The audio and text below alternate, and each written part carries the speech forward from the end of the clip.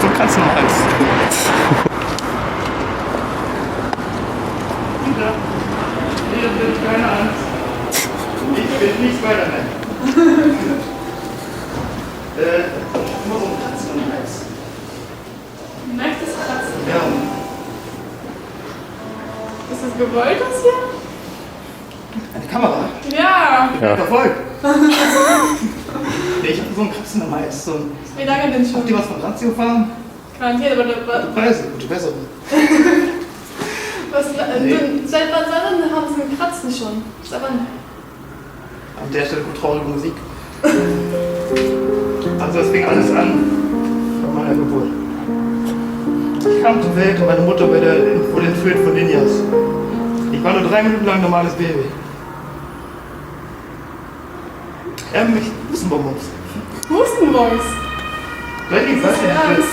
Eumikal oder wie heißen Ich die? gebe mir selber Bons. Ja, oder was? Die sind wegen Reifen. Ja, cool, ja, natürlich. Entschuldigung. Ja, ich mag die so gerne. Okay.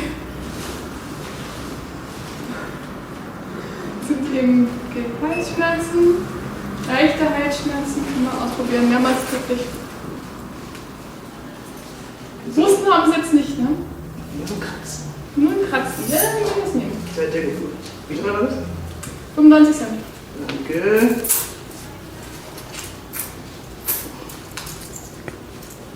Das gehört Ihnen. Okay, Ne, noch sagen wir so. Dankeschön. Bitteschön.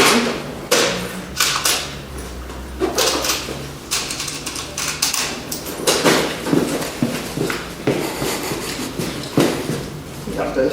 Okay. Und eine Tüte ab? Das geht so. Bitteschön. Schönen Tag noch. Ebenfalls. Am 11. Februar kommt mein Film. Echt cool. Nur wenn du weißt, was es war. Ja, okay. Und den kann ich auch nicht.